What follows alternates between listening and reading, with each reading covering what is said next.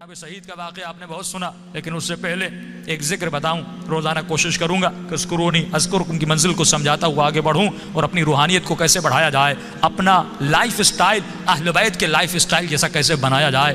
یہی ذکر کتنا فائدہ دیتا ہے. ایک شخص کہتا ہے میرا باپ بڑا گنہگار تھا، میں نے غسل و کفن دے کے اسے دفن کیا. رات کو خواب میں اپنے باپ کو دیکھا.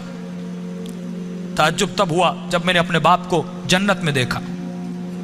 میں نے کہا بابا آپ تو بڑے گنہگار تھے، آپ تو بڑے خطا کار تھے، آپ جنت میں کیا کر رہے ہیں؟ اس نے کہا میرے لال 3 دن تک میری قبر میں آگ جل رہی تھی، 3 دن تک مجھ پر فشار قبر عذاب قبر میں مبتلا تھا، لیکن 3 دن کے بعد کچھ قبریں چھوڑ کر ایک نیک خاتون کو دفن کیا گیا، جس کی آنے کے بعد پورے قبرستان میں جن جن پہ عذاب ہو رہا تھا ان پر اللہ کی رحمتیں نازل ہونے لگیں.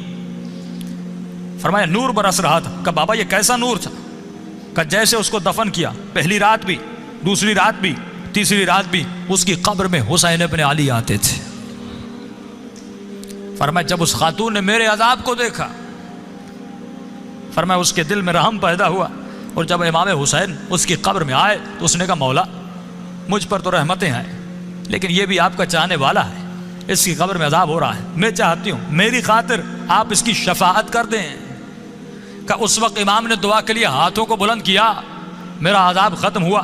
کہ بابا وہ خاتون کون سی تھی؟ کہ اس کا نام یہ تھا، اس کے شوہر کا نام یہ ہے، فلاں محلے میں رہتی تھی. یہ نیند سے اٹھا، اس محلے میں گیا، اس شخص کا نام پوچھا. کہ فلاں خاتون آپ کی زوجہ تھی؟ کہاں؟ کہ اس کا کون سا ایسا عمل تھا؟ کیا وہ بہت زیادہ نمازی تھی؟ کہ نہیں، صرف واجبات پہ عمل کرتی تھی. کہ بہت زیادہ قرآن پڑھتی تھی؟ کہ نہیں، مختصر قرآن پڑھتی تھی. کہ کوئی ان کا خاص بہت زیادہ ذکر تھا؟ کہ نہیں، ایک عام سی زندگی گزارتی تھی لیکن اخلاق کی اچھی تھی. اس نے کہا اتنا پوچھ کیوں رہے ہو؟ اس نے سارا واقعہ بتایا کہ آپ کی زوجہ کی خاطر میرے باپ کی شفاعت ہو گئی. کوئی تو ایسا عمل ہوگا جس کی وجہ سے امام حسین اس کی قبر میں گئے.